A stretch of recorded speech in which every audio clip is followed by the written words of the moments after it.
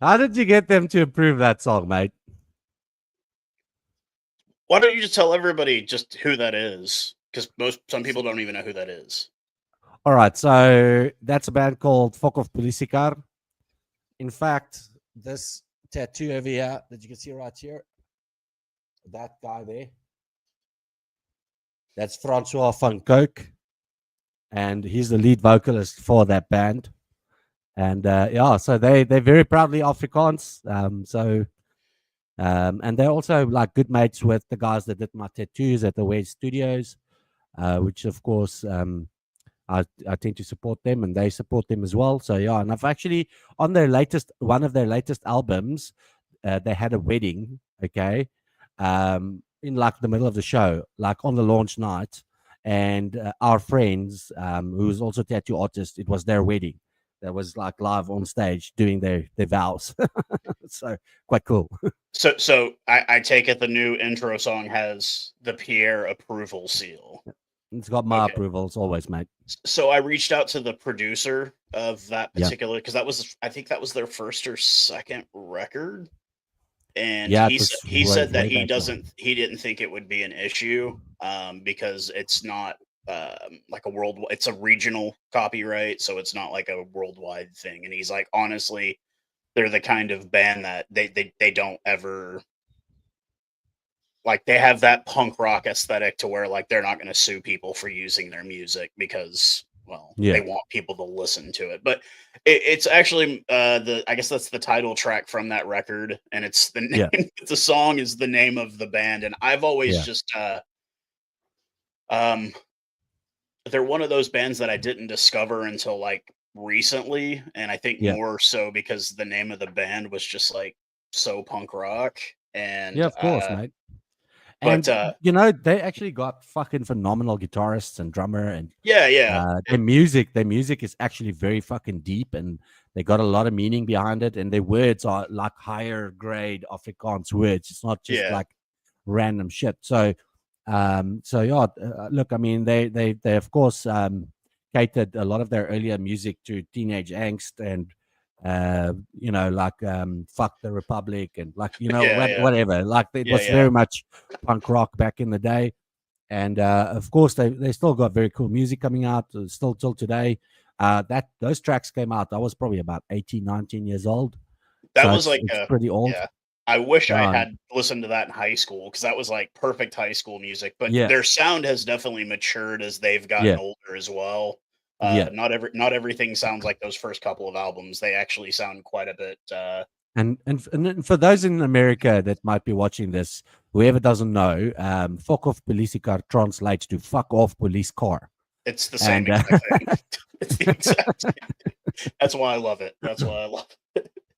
But yeah, yeah, that's why I picked it, just because it seemed like something that was like a little bit more kind of us too, because we're kind of like yeah, fuck the mainstream about all this shit. So, but yeah, of course, we've got a lot to unpack. We tried to do the live last week, but because I live in America and had limited streaming sources, the delay was so much. But the only thing that either of us picked, and it was you, was a 7-1 split coming off the bench yeah. against Scotland. I don't neither of us had the right starting lineup, not even close to what the right Yeah, starting lineup. that was fucking some random ass concoction that Rassi threw together there.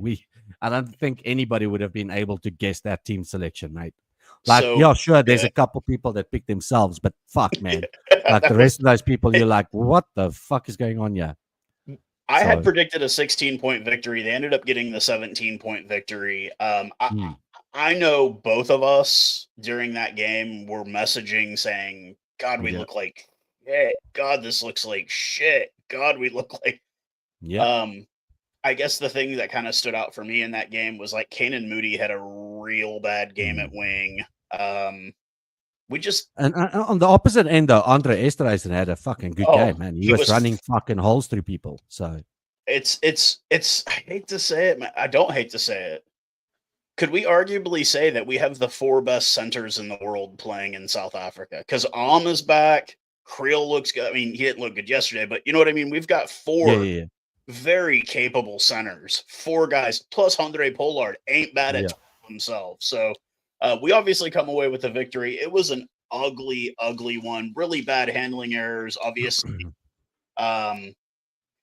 So should not have started. He looked rough in the 40 minutes he played. Yeah. Finn Russell looked like Finn Russell. It's what you expect from the guy. He's that good. We kept them from scoring a try. Not that we played. They attacked us where we were weak. We were weak at back. They attacked us there. It showed. They never got a single try. No disrespect. Hugh Jones and Tupelotu are great centers in their own right. They just couldn't seal the deal. We got the victory, obviously. And then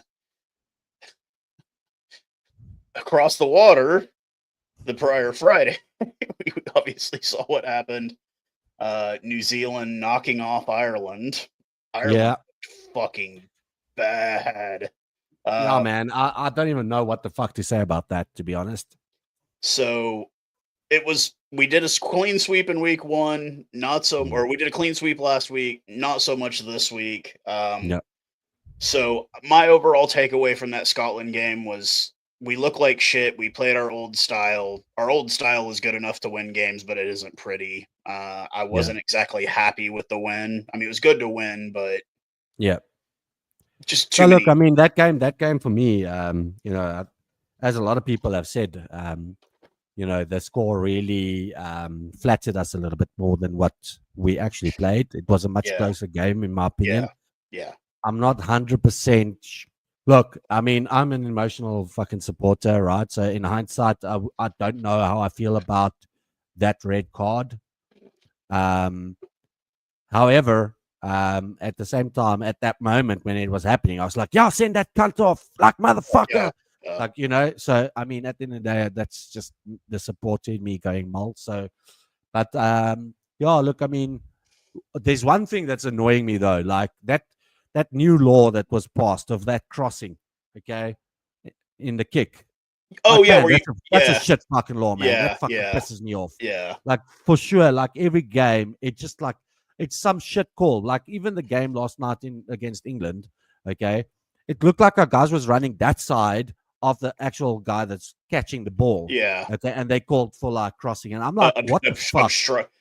I had brought that up. They called when Ireland did it against us, it was totally fine. But then they decided, okay, we need to take that away, and we get called for obstruction. People had pointed out, like, hey, they're changing that law. Yeah. And, like, look, sometimes these like this 20-minute red card shit, we know where that's coming from. We know where that's coming. That's coming from a team whose captain had shit discipline and they were down to 14 men. No, we need to make it where it's only 20 minutes. In a World Cup final. Yeah, like, fuck you guys, man. Like, if that's what you... Get the fuck out of here with that shit. You don't want red cards, then don't fucking break the rules. The end. Like, but we put that to rest. It was a win, but I don't think I was happy, and I don't think a lot of us as Springbok fans were very happy after that. Yeah. And then we get the lead up. We got England, who have yet to win at the rechristened Allianz Twickenham Stadium. They're now calling it the Allianz Curse now. Please, man, it's not the curse. Your team's just shit. Yeah. And leading up to it, a little bit of smack talk, obviously. I mean, it was kept to a minimum for the most part. Like, it wasn't anything too over the line or anything. We didn't have Andre Esterhuizen saying, I'd rather have 17 caps for the country I'm from than 80 for a country I'm not from. That was a big shot at Duhan Murphy. Of course. Who once again to mention, absolutely disappeared against the Springboks, except for one decent run, was not a non-factor, which if you ever watch the URC, when he plays South African teams, it's the exact same thing. You realize immediately why he does not play for the Springboks. He would play well in provincial competition in South Africa. Yeah, but he will probably not ever be selected for the Springboks, to be honest. Yeah. We've got 2 world-class wingers. Fair to Scotland, they might say he's a world-class winger as well, and so many other people would say the same. Yeah. But, I mean, I wouldn't choose him above any one of the wingers that we got starting at the moment. I mean, I wouldn't pick him over like Edville Van der Merwe either. Like, I think Edville is better, but Yeah. It's neither here nor there. Like, I've got no Yeah. disrespect. There's no love lost. I don't hate Scotland. I think they're a great Yeah. team. They've got a good tradition. I mean, they've got Yeah. Gregor Townsend, who's been coaching there for I since mean, before I South had gray Africa hair. A team, right? Yeah, I mean, it's not bad. And when they play England, I cheer for them. That's why I got a Scotland jersey, because Yeah. I want them to beat England every time I play. And then then we lead into this last week's test. We've got England. We finally get a proper lineup for a proper game. You know, what we'd called for. Grant Williams getting the start, obviously paying dividends early in the game because we saw how good that fucking guy. God, Jesus, Yes, man. He fucking had quite a run there, right? And he had a lot of dude, work to do. So it was like fucking Swiss great to do. cheese, man. He was fucking looking well at done. it like Swiss cheese. He found a hole and he ran through. And obviously, we come away with the 29-20 victory. My man of the match, and I think a lot of people, Cheslin Colby. Yep. Oh, well, he was actual man of the match too. So Yeah. obviously a lot of people agreed. So, No, Cheslin Colby had a good fucking run, man. Like he really had a good game. Some people didn't have a good game. People like Kriel, like we said, wasn't really on the map the whole game. Although he did do some very good things at some occasions, like once or twice he did do some try-saving tackles and stuff like that. So, dude, I mean, those jobs are also necessary. So, like, I feel like Creel has earned himself the place where he's allowed to have an off game every once in a while. Sure. Like, because when he's on, he's the best. And honestly, with him kind of having an off game, we saw Damien Dialendi really pick up the slack. Yep. Like, he had a really incredible run that led to a Colby try in the second half. Yep. Just pushing through Stewart, just like he just did, or I think it was a Ben Early. He shoved somebody out of the way, got through, got it out to Colby. Colby got the score. Something I did. Well, he broke a tackle from two guys. So yes. And then got it out to Colby, who made the eventual score. So obviously the game did not start out how I thought it would. A Slateholm crossing after like the Marcus Smith fake drop goal there in the 3rd minute. I mean, I got to hand it to England. They came out swinging. They came out punching as hard as they could, as fast as they could. But then we answered 7 minutes later. That, like I said, that Grant Williams try was just a thing of beauty. It was amazing. I feel like the game that we played was a lot of individual brilliance. Yeah, right? yeah, and definitely. not so much a team effort, if that makes sense. I think there was a lot of individual brilliance, like the Grant Williams try, like that break from fucking Dialende to put Colby in the corner, those type of things. Not a lot of teamwork, but a lot of like individual stuff, where like you, and I guess one can also have a look at it and say, look, I mean, these guys, it shows just their mental capacity, right? When they're not really having an on day, they're just not gelling together. A lot of handling errors, like fucking crazy, like penalties against us, like crazy, and yet they still managed to grind out a win, and that just shows to me like the mental capacity that these guys got. They got the big mind, the big game temperament. They stay cool, calm, and collected. Don't go like freaking out because we're behind the pump or whatever, which not a lot of people can say that. Like we've got a team that doesn't play well and they still manage to win, pull out the win. Two games in a row. So great on them. You talk about individual performances. The 16th minute, we get Jack Van Portfleet goes back for the box kick. Eben, all 6'8" of them, I think is how 6'7", something like that. Hands up, blocks the kick. It gets bobbled back. Marcus Smith picks it up. And then we see Peter Steph DeToy with just a beam. Does the same thing to Marcus Smith. Yeah. And then chases it in and gets the try. I mean, that was superb. I think that's a once-in-a-lifetime fucking occurrence, mate. I don't think you'll ever see that. Awesome. You will never again see that happening where two fucking locks. Okay, well, the one guy plays flank at that stage. Yeah, right? but he was also a lock. He moved to lock later on. But I mean, two guys going like one block, second block, and the second guy, who's a fucking flanker in this regard, goes and like dots it down, and you're like, did I just watch that? Did I just see that happening? This is fucking crazy. That was awesome to watch. So Look, like I said, this individual stuff that these guys Yeah. did, it was fucking fantastic. It's just like they didn't just didn't gel that day. So Well, I kind of feel like we played into what the English wanted us to do. They got 3 guys in the back that were under the high ball, that were good at being under the high ball, and we were just Yeah. kicking to them. And I don't know if you noticed at one point.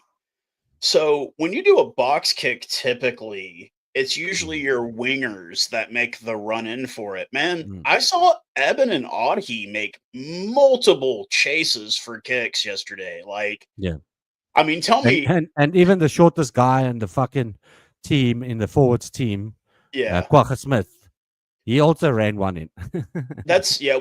I wanted to bring that up kind of later on but anyways, obviously it was a beautiful try at the 16th minute. Manny Libok does miss off the left post. We had line out issues. Jesus fucking Christ. I can't remember a game where we were that atrocious. bad in a game, man. We were terrible at line out. Bongi was bad. Malcolm Marks was bad. Like, everybody was bad at line out. Yeah. So, like the one throw, we get the ball. yeah. And Bonambi like throws it right across. And I'm like, we had the same we didn't issue even against jump, Scotland. Right? Like, Thomas Dutoy scored a try last week off of a really bad line out as well. And obviously, we didn't even jump. I was like, what the fuck's going on? Yeah, like, it just, and then they got the ball. Same page. We were not on the same page the whole night at line out time. And actually, at one point, I'm just like, when are you going to let Cheslin Colby throw one in? Because he's got a perfect record at line out. Throw his ass over there. Like, he's got a perfect record at it. But yeah, obviously, so they get a try. England gets a try at the 25th minute, and there was an incident before that Sam Underhill try that I know is not going to get the same praise. So one of the big photos coming around from the World Cup was when you had when you had James Lowe lifting Eben Etzebeth. What people don't realize is, look at the photo from a straight angle. It wasn't James Lowe by himself. There was another guy on the other side of Eben Etzebeth. So it was 2, but they'll say, oh, James Lowe owned it. No, he did not. Him and one other Irish player lifted him up by his legs. Well, during that, leading up to that Sam Underhill try, Jesper Visa lifts Maro Itoje by himself. No fucking other player around. Lifts. And I was like, holy shit. that's Look, you know. I mean, that was your holy shit moment, but I've seen there was a number of times in this specific game against England where Cheslin Colby, Kobus Reinach, these 2 guys were like fucking demolishing the forwards of England, okay, like on tackles. So, I mean, sure, I mean, they can say whatever they want about Eben Etzebeth and the tackle. Look, bro, let's be fucking fair. If you're 6'7", okay, and you weigh fucking 130 kilos or whatever, right? You are not easy on your feet, okay? So if you tackle the guy around the legs, you're going to be able to take him down. It's just fucking plain mathematics, okay? It's science, okay? So it's just how it is. So I don't know if I'll make anything about those owning anybody or whatever. Yeah. What I want to know though is, what is your thoughts about that fucking forward pass? So I've gone back. I've gone back and I've watched it on repeated, like, slow feeds on social media, and it was a forward pass. It wasn't by a lot, but it was in fact a forward pass. But there's no consistency there because it wasn't forward out of the hands. Oh, we're going to get to Andrew Brace at the end of this thing, man. That's going to be a lot of bad words when we get to this gentleman. But, like, yes, there was no fucking consistency in this game whatsoever. Would you agree? Yeah.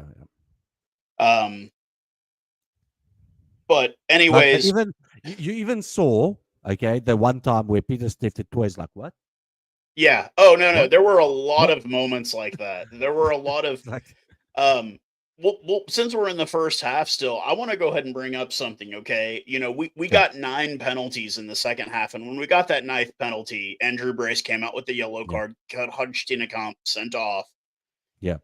Do you know at one point in the first half, England committed 8 penalties in a row? Was there ever a talk to one of their 12 vice captains they had on the team? Yeah. Yeah, that's another thing. That 2 tells neck you rolls.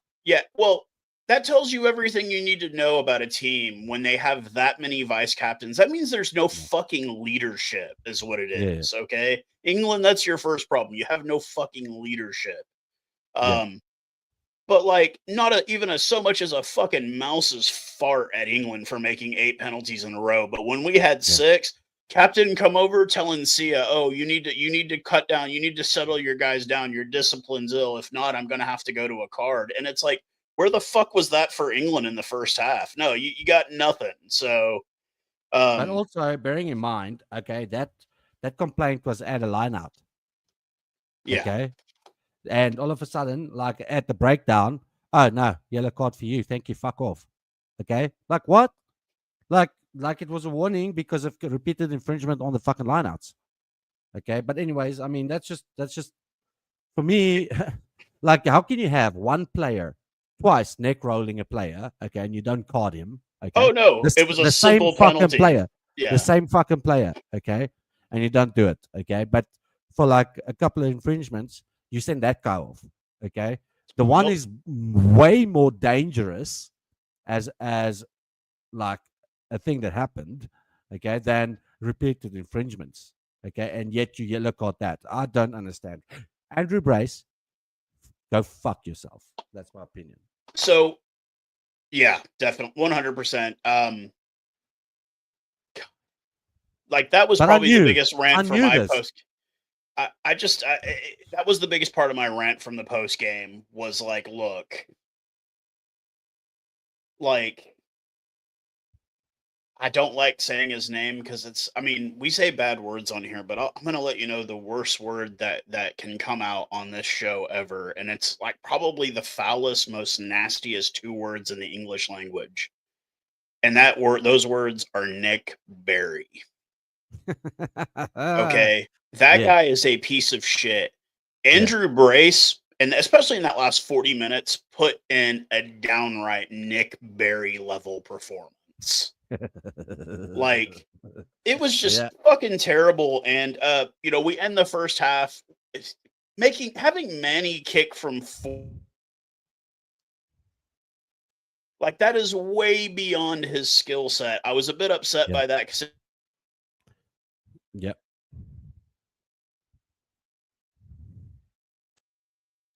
it went offline for a second.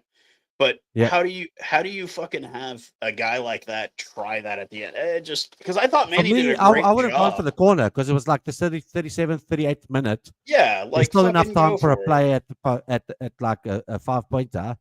I was very surprised that they went for the fucking post because Yeah, we know Marnie can't kick straight. Okay, he can kick from the corner generally or like off center, but when it's straight, he can't do it. Okay, and secondly, it was like at what 49 meters or something like that, yeah. It's just which is really like it's a bit far for him in from his normal kicking. So I don't know. I would have gone for the corner. I for the was quite corner. surprised. Like, and that was the other thing. Like, it kind of took away. Like, we had obviously the Williams try was great. The Peter stuff the toy try was great, Mm. but that chip kick from Manny Libok right into the hands of Cheslin Colby. He had Yeah, one defender. It's Cheslin Colby. All he had to do was yeah, stutter step, and that guy was yeah. gone. And he's like, I feel like he did that, and it kind of took away. Like Manny Libok played a hell of a first half. Mm. Like he was Yeah. fucking great. I still think that if Manny could kick, Andre Pollard would be out of the job Mm. because Manny attacks so much better. He reads the offense so much better than Andre does. But we come out into the second half. That was the Kurt Lee try that was disallowed from Mm. Fossey. We kick to the corner. We don't really get shit out of it. We get another. That's when we start to get in penalty trouble. We get a breakdown penalty at the 45th minute. And it's just eventually we bring on Marks and Pollard. It kind of calms things a bit. But you get that's at the 47th minute when they go 10 phases deep, and you get the crocodile roll on Malcolm Marks by Mauro Itoje. That's just a fucking penalty when it should have been a card. It was obviously he did it intentionally. He knew exactly what he was doing. Yeah. The obstruction call a couple of minutes later, where I'm like, oh, so when Ireland did it, it was okay, but when we do it, it needs to be a penalty. Pollard nails one at the 57th minute from 49 meters. It hits the crossbar and bounces back. I was just like, you motherfucker. I think you did that shit on purpose, man. Just to show you can hit it like yeah, that, just to hit the crossbar and still get it in. Yeah, it was. We get the other try at the 62nd minute, and like, look, I don't even want to talk about the rest of it. It was all bullshit. The English commentators, because I know you had the exact same feed I did, bitching about Eben. He's offside. Whenever he was blocking. No, I didn't have the English. They bitched about Eben every time he blocked. He was offside. And then when Steenekamp got the card, we had to go for a scrum, so we had to bring in low back, and they took Sia Khaleesi off so we could scrum. And the commentators on England were calling him Cheslin Colby. So my brother also watched the game, and he watched the English commentators. Yeah. And he said to me the same thing. He said those guys are so fucking biased. It's ridiculous. The amount of shit that he actually came up with. Not him, but I mean the bunch of English dude, they just talk shit constantly, basically, and like acted like we weren't as good as everyone says, and it's like, well, look, motherfucker, the record speaks for itself. Like, unlike your record, what's it now? 5-0. How much is it? Yeah. It's a number I brought up in the pregame was 1-6. That is England with Marcus Smith as a starting 10. Yeah. They have won one game and lost 6. They are now 1-7. Yeah. With Marcus Smith to me, he plays. He's great. I mean, he's great. He plays a good game. I can't say it's no. There's just some players that just causing them a lot of headaches in that team. As you mentioned, leadership being a problem. Steve Borthwick, of course, he must be pulling his hair out. You know, the little bit that he's got. Because I mean, you can only deal with what you've got, eh? So I mean, he's not a coach. He's a decent coach. I think they made a mistake letting Felix Jones go. But everybody's starting to say that now. Everybody is starting to say that now. And I mean, like, look, it's also a team that's aging really fast. There's no more Vunipolas. There's no more Tuolagi. Laws is gone. Farrell probably isn't coming back. It's a team that you're going, and every team goes through it. We haven't gone through it yet. We will this next year, big time. But I don't live in constant fear. Like, if we lost Peter Steph to Toy, would it suck? Of course it would. But I think Ben Jason Dixon, Hanacom, these guys can all they all pick up the slack. Like, but yeah, back to Andrew Brace. What just a shitty fucking. The first half was bad. The second half, and I really felt, and I mean, everybody that I was talking to, it's like, damn, they're doing everything but handing England the victory right now. Like, they're doing everything they can to give them a chance, and they couldn't pull it away because that's how much better we are. Even with fucking 16 versus 14, we can still win a fucking game for some weird reason. I don't know why that is, but you know. For me, like, that just goes to show about the character, as I mentioned earlier, right? So I mean, the character of this team, obviously it speaks to their preparation as well.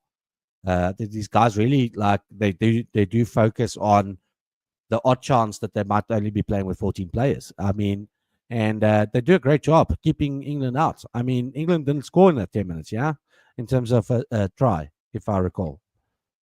Did they? No, they didn't. Eh? No. So I mean, at the end of the day, that just shows, you know, in terms of our defense is really solid. It really is. So, you know, even with 14 men against 15, they still couldn't break that wall. So, but can I just say, how big is that motherfucker low. Hey? Like when he walks up like on the camera, he looks like he takes up the whole fucking screen. That guy is massive. He's fucking wide as a fucking brick shit house. I know why he's here. It's obviously with the injury to do Toy and Friends Malherba, but I'm gonna be honest with you. At his age, let's keep him around. Let's keep him around because it's.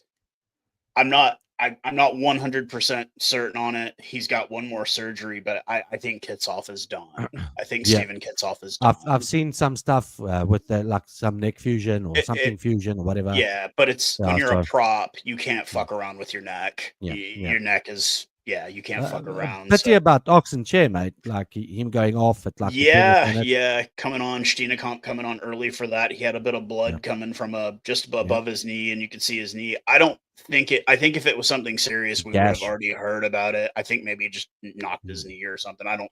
No, I think it's just sad for the game. I didn't think he's going to be out for a game. Like they fucking, these Oaks, they fucking patched him up, like put a little bit of super glue or whatever, and then Bob's your uncle. I mean, we saw Sia's eye after the Scotland game. I mean, that motherfucker was swollen and he looked fine. Peter Toy coming in to replace Eben late in the game. He had to get his head wrapped because he was bleeding. He didn't look like he was bothered at all. Eben didn't really have his best game, to be honest. Eben didn't have a great game. There was a couple of really bad missed tackles by Sia Khaleesi, and I have to comment on something with that. At one point, the camera zoomed in on him, and as we're both older guys, Sia's starting to show age a bit, man. Like there's a lot of gray hairs there. And I mean, I get it. It's a stress. He has a very stressful life, I'm sure, but he didn't have his best game. Krill didn't have a great game either. Fossey had a fucking terrible game, in my opinion. But that's the difference. That's the difference. We can have 5 big name guys have shit games and still win. Yeah. No, look, I mean, I was quite proud of the win eventually, like even after we played like trash most of the game. But I mean, a lot of that playing of trash was also due to some fucking shit calls, not necessarily us just being trash, right? So, but look, I mean, I'm just happy we win another game. We're probably going to go this final game also with a win. So we finished off the year strong. I saw that one meme of something from Ireland in the week. I don't remember if it was on TikTok or something where it showed when the Irish remember they can only keep number 1 spot if they don't play or something like that. So I thought it was quite funny. I'm still of the personal belief the rankings really don't mean shit because we've won 2 World Cups and we were ranked. Neither World Cup were we ranked number 1. As a matter of fact, I think going into 2019, I think we were ranked 4th or 5th. I think in the world at the time. So, so to the officiating, obviously Andrew Bray shit officiating. Did you happen to catch the Argentina-Ireland game as well? No, I didn't. Oh, that was ended by a knock-on by Argentina that they did not show the replay to. There was no TMO. There was nothing. You can go back and see it. There's no way the ref saw that. The game last night, New Zealand, France. I mean, fuck France, honestly. But once again, it was. I feel like after that first weekend, when all the Southern Hemisphere teams swept, the Northern Hemisphere was like, "Oh, we can't have this happen because then we can't sit here and scream how we're better than them." Yeah, and obviously, and I do think Australia does beat Wales again today just because it's fucking Wales. Speaking of which, they lose today. That is an 11-game losing streak for Wales. 11 fucking games, man. I want to actually check what the current scoring is. They started already, right? Yeah, I think it is. I think it's already started. I think it started at 9. Okay, hold on.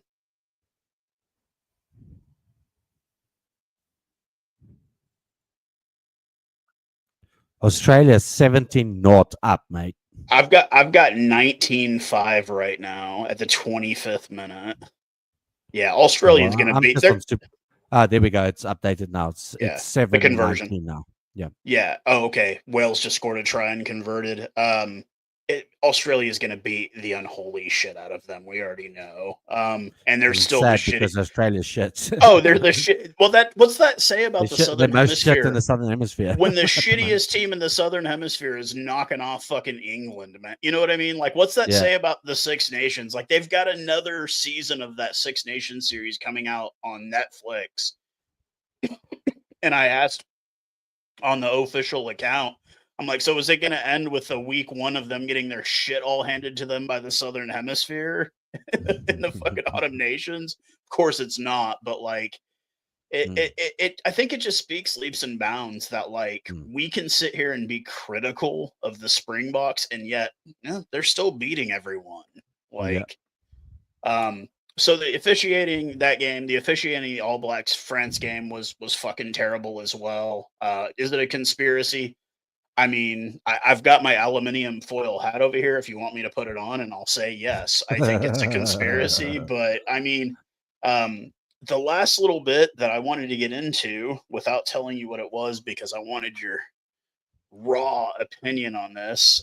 Do you know what else comes out this next week, sir? What comes out? Yes, what is announced this week? What, rugby-wise? Yeah. Well, the only thing I know is that our friend there in Japan, or wherever he was, is coming back to South Africa. What? Oh, Victor or Eddie Jones? No. What's his name? Are you talking about the coach? Yeah, Ackerman. Fuck! I hope he ends up in the Sharks or in the Stormers. Yeah. No. Anyway. This week, World Rugby will announce their awards nominees. Oh yes. So we're gonna start off with the first one. Will Rassie get nominated for Coach of the Year? I'm sure he should be. I mean, he's probably one of the most successful teams this year so far. We are by winning record. Yeah. We are the most successful team. So he should be in the mix. I'm not sure if they're going to choose him because, I mean, it's normally a fucking conspiracy. Where's your fucking hat? Yeah. With these guys like Andy Farrell getting it, or I don't know, like some fucking from somewhere. We're obviously in agreement that it should be Rassie. If it's not Rassie, who do you think it should be? No, I think it's Rassie. I think it should be Rassie. I don't think anybody else can like match up.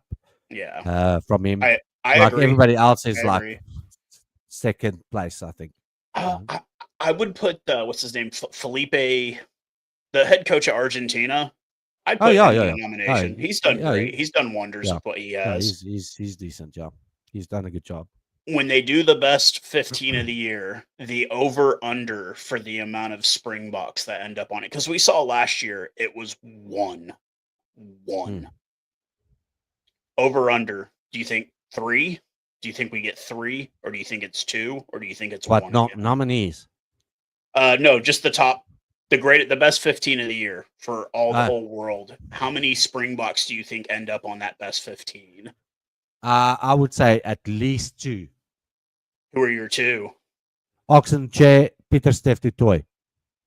I actually I went with Oxenche, and I went with Cheslin Colby. Yeah, look, I mean, what I'm saying is that for me is guaranteed. Like Cheslin Colby, I can understand why you're saying that. Okay, 3. Yeah. I changed my mind. 3. So I think it's going to be no more than 3. It really should be 4, possibly 5, but we know that's not going to happen. Yeah, I mean, Eben Etzebeth. I would put Eben on there. Yeah, I mean, honestly, if you look at club plus international, we didn't bring it up earlier. Audie Sneman had a fucking hell of a game yesterday. Yeah, he is really hitting top form. He's really hitting it. His offloads. I'm glad to see it. Incredible. Yeah, especially after so much time being injured. I mean, obviously, he is the face of Irish rugby right now there in Leinster. He is the best player on Leinster by 100% agreed. And it's good for him. And I love the guy. Actually, his wife started following me on TikTok, and we've talked a bit. Her and Amy and Pieter-Steph du Toit's wife, they're like the trio. Like they're always hanging out. So yeah, I think it's going to be 3, but no more than 3. Yeah, And then World Player of the Year nominees. I think You, Oxen Chair, you know it's going Cheslin to be. Colby. You know it's going to be Antoine Depose. Yeah. He's going to be on there. That's what I call him. Fuck that guy, mate. It's Depose. I hope it's Oxenche. I hope it's Peter Steph-Toy. I'd be happy with either one of them, if not both. But I know it's going to be that French fuck. It's probably going to be. Fuck, man. Who else do you think they'll throw on that bitch? Do you think they'll try to put like a James Lowe on there or some shit like that? Or Why? Why though? exactly? Well, why? Why anyway? Like last year when Artie won it, I actually didn't feel that mad. Like Artie Savea had a hell of a year. He deserved to win it last year. Antoine Artie plays Dupont, better to me when he's playing on flank though. which is what He's they're looking gonna. better. Well, you look, they're gonna move Wallace Assisi into 8. That's who one of That's my how they played nominees. yesterday. Yeah. If I'm not mistaken. Wallace Assisi will probably get nominated for Breakthrough Player of the Year. I can't. If Sasha hadn't got fucking hurt, I could imagine that he would have been in that World Breakthrough Player category as well. But If he couldn't he still? What's up? But couldn't he still? I don't think he had enough nominee at least. games. Yeah. And I mean, I'm hearing that he's not coming back till like next year. Like it's that bad of a fucking injury, and I'm just like, God, you dumb shit. Like, so that would have been my nominee for South Africans as far as breakthrough player, because we really didn't blood anybody new in this year. Really, How about Steenekamp? I don't think he'd get the nomination, but and Ruan Norkia. I mean, those guys played their fucking socks off. Ruan Norkia, I don't know what his injury was leading up to the Autumn Nation series. I hope he's okay, but he was one of those guys that I didn't expect much from. Yeah, and he really fucking stepped up. And then you see when he went to go play for the Bulls in the downtime, he stepped up there big. He's their captain now. Like he's really like it was almost like that little taste of Springbok. Really, just like it was like a can, and they just kind of peeled the lid off. Yeah, like they took the cap off the bottle, and now he's just blowing the fuck up. And I really, if we can get Mostert back fit, I think we have a really good locking core with Eben, with Arhi, with Ruan, with Mostert. I can honestly care less of Salman Moran. He's just so underwhelming. I don't need to give you my opinion on that. I think I've put it out there fairly open for everybody to see that I've got no love lost there. Well, like I don't say he's a bad person. Oh, I think he's a great dude. I just don't think he's a Springbok. I just don't think he's got that X factor, like Eben does. So, and I don't think he's got the leadership skill that Sia's got. So. Yeah, I've got no feelings about it either way. Yeah, I mean, I'm still gonna scream until my lungs collapse. Why has Ruben van Heerden not gotten the call up, man? That guy is so fucking good, man. Like I don't know. Dude, let's just be happy for our one guy that got in right now, and we know that he should be selected because apparently Rusty said that he wants to try and give everybody a shot this Autumn Nations. And I mean, he has not been selected in the game yet, so I'm assuming Cameron Hanekom, come on, 22 years old, 22 fucking years old, man. Look, Jesus. I mean, if Wallace Atiti can make that difference at 22, come on, bro, you can do it. I got another interesting factoid that came up about this lineup was, did you see how many different players we've used this year? No, we had quite a big pool of players that we used. Low was 50, the 50th different player we've used this year. Like, you want to talk about depth. That's depth. And to only lose 2 games. Yeah. That's depth. I mean, next week, yes, I'd love to see Hanekom next week, big time. I'd like to see He could just run through the Wales team and just headbutt everybody and go score a try. Yeah, I mean, wouldn't it be a bit ironic that was the only other nation he could have qualified to play for? Yeah, now he's gonna go fucking play against and them. then he just goes up and just fucks them up Yeah. with reckless abandon. Like that would be hilarious, man. Like the unfortunate thing is I'm gonna have to watch that game on catch up. what you got going on, man? Yeah, I've got some function going on next Saturday, so yeah, that's about I it. have a No. I have a function as well. 117 East Oak Street, Denton, Texas, the East Side Draft House. We're going to be watching it on the big screen. Out back, food trucks, beers for as far as the eye could see. I mean, I know we're actually going to go head up there here in a bit to just give a layout and kind of talk to people and stuff like that. But Jess is just happy because it's like, damn, I get to drink craft beer and watch rugby with my husband. And it's like, I'm hoping to get like a decent turnout because I have to say, for all the sporting things I've been in my life, yeah, Springbok fans are a breed of their own.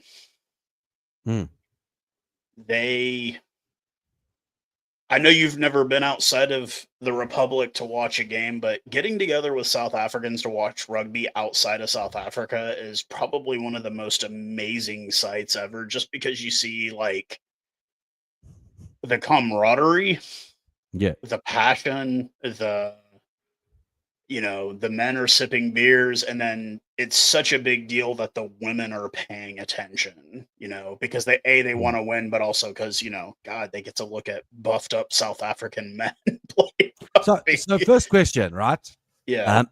Okay, this is not for South Africans on the feed, right? Because we know that a lot of your supporters or followers on YouTube is South African.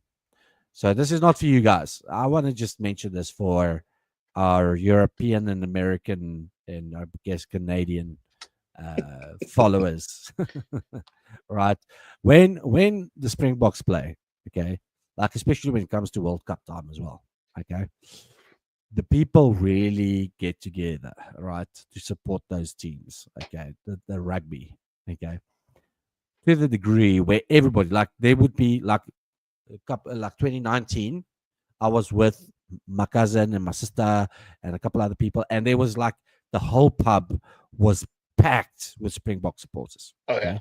We could have watched it at home, but we decided we're going to go out. Okay. And the fact is, everybody in that place, okay, every fucking person, when the national anthem is being sung, stands up and holds their hand across their chest and they belt out that South African national anthem, right? The pride, the passion, all being shown on display right there. Okay. That's what we do. Okay. This is how fucking amazing we find rugby. Okay. So we're very passionate supporters. The sport is just it's a religion almost over here, right? And so that's I just wanted to share that, so just imagine whilst the game is going on, if there's that much of passion happening before the game, imagine the amount of passion and raw emotion that gets spewed out at the TV screen whilst the game is going on. If there's a shit call, if there's a good call, if there's whatever call, it doesn't matter what the ref does. It's always extremely passionate. Whether or not we agree with it or disagree with it, I feel like that ref should almost can feel it, that he just fucked up. That guy must not fucking, he must know. Like Andrew Brace, come on, let's be honest. Andrew Brace must know, okay, if he comes to South Africa, he's going to get fucked up, okay? And same with that prick whose name I've refused to say on this channel, okay? That 2-word fucking dickhead, all right? So anyways, we know that guy, if he comes here, if he walks out the fucking stadium, okay, without driving out with some fucking supporting structure, okay, he's going to get fucked up by some fucking passionate supporter. It's going to happen. Now I'm going to say this. I will reiterate. it may not be fucked up like he gets assaulted, but like somebody's going to let him know you fucked up. Like he might be getting served his meal and the waiter comes by and says your steak's cold. That's for that Yeah. bullshit goal. Like it's gonna So be it's the same as with old Nick White, right? yeah. When after his fucking acting Academy Award acting score that he had in that one game that we played, I think it was 2022 or 2021, one of the 2 years, I can't recall. But after that acting stint, I mean, he got fucking ripped apart at the airports, mate. Like fucking people was shooting him shit, Something laughing at him. It's just because don't do that shit, mate. So- That's disrespectful to the game. Something we didn't talk about last week. The whole Joel Marler incident. Yeah. Where he said the shit about the Haka, and then he ended up having to take a social media break, which I'm no longer on it because I got booted from the site. But I can proudly say I got blocked by Joe Marler on X because I told him, "Shut up, you fucking bitch," is what I told Joe Marler on X.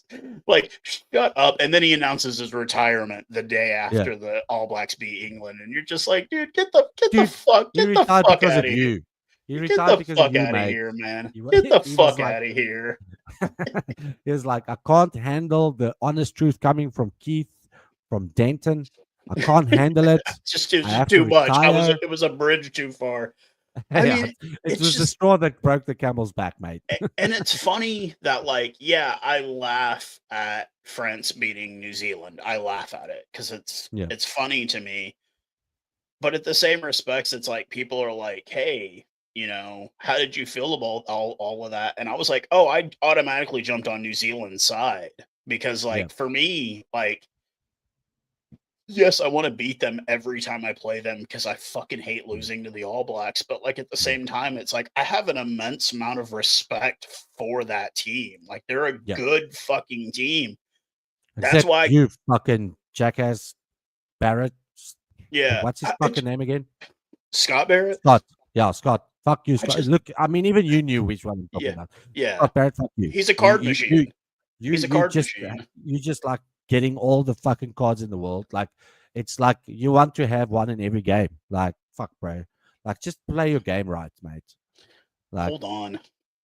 I'm just real like, curious did you see him like in the one game? Which game was it? Was it this game or the one before? Where he was like, oh, acting tough, like going into like, I think it was against in the previous game. I can't remember who did they play the previous game. They played England, Ireland. Yeah. When they beat the shit out of Ireland. That wasn't even close. But he was like being all tough, and you know, I was like, dude, Cheslin Colby put you on your ass. Shut the fuck up. Here is some useless trivia for you, Pierre, because I had to look it up just now. Yeah. Not red cards, but what Springbok player in history has gotten the most yellow cards? You'll be surprised at the answer. It's been in the last 25 years. Bismarck, could be fucking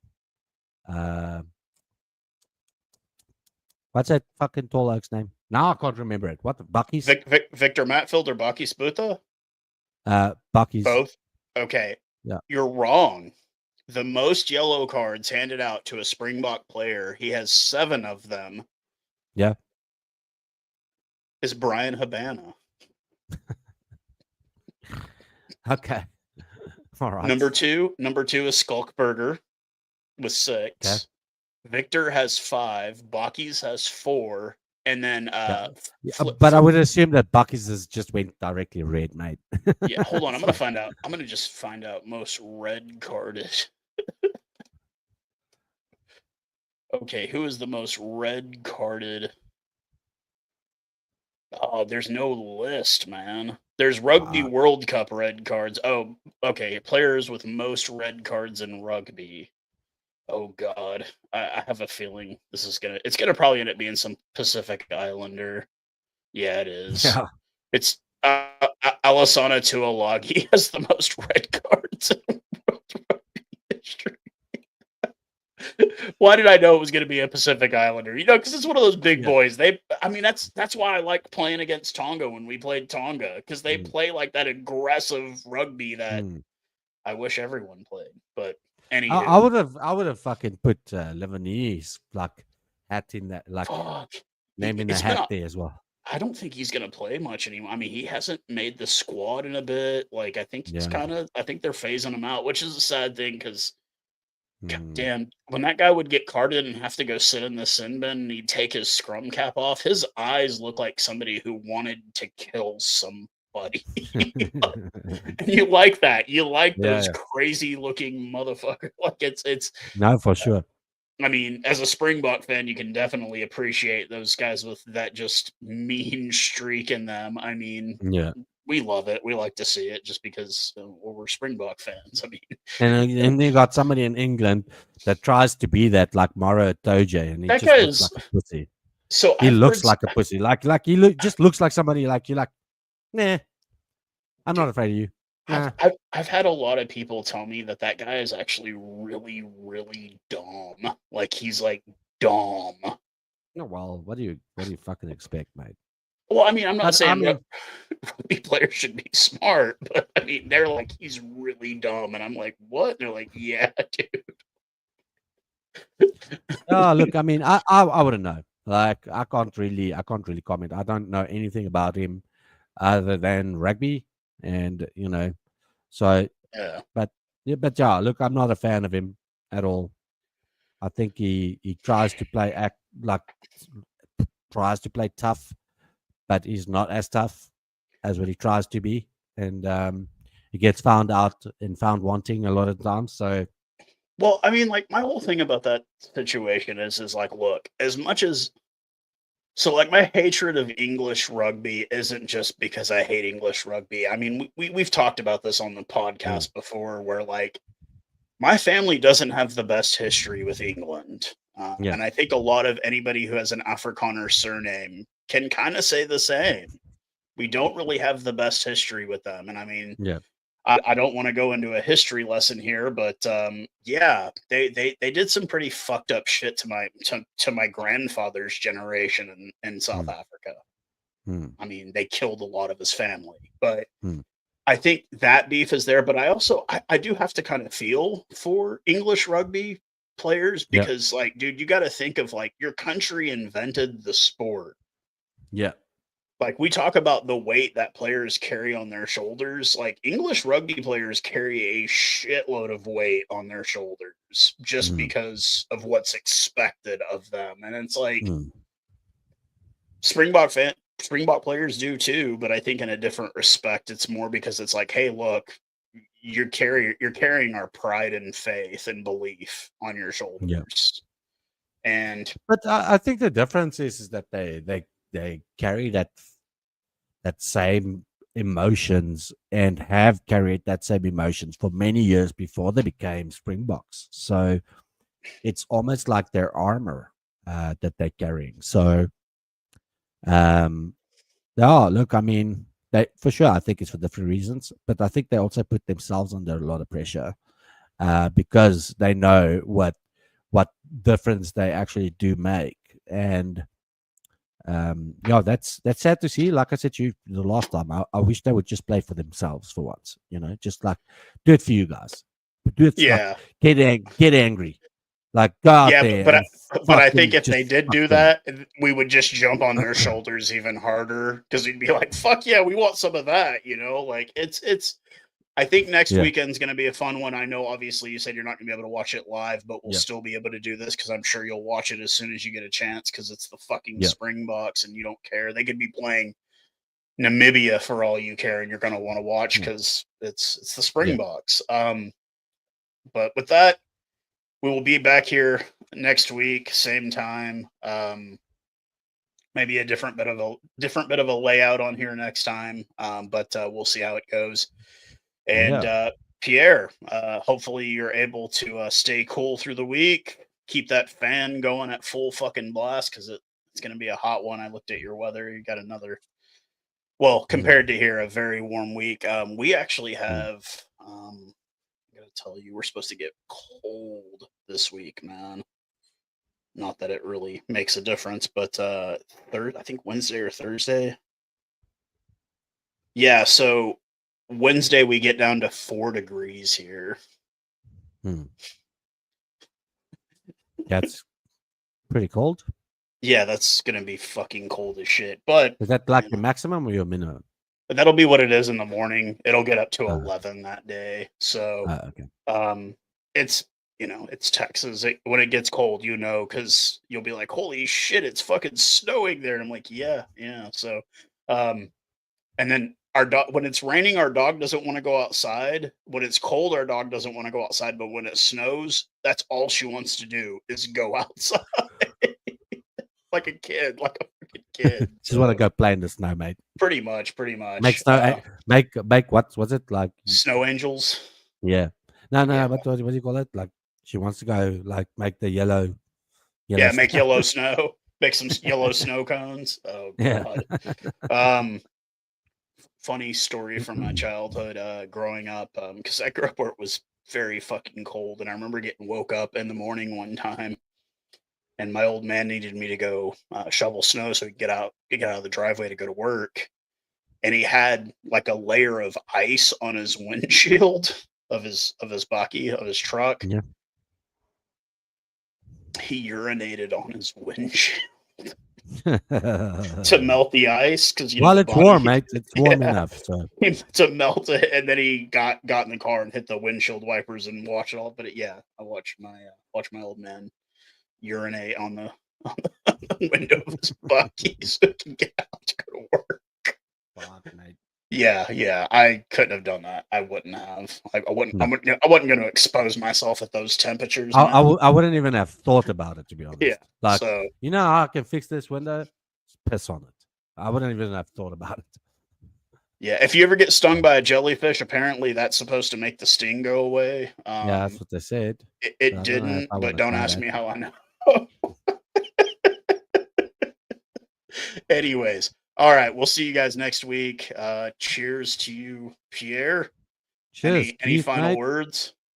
No, just thanks to everybody that came out, and looking forward to seeing you guys on the next one. Hell yeah. Cheers, guys. All right. Shot, guys.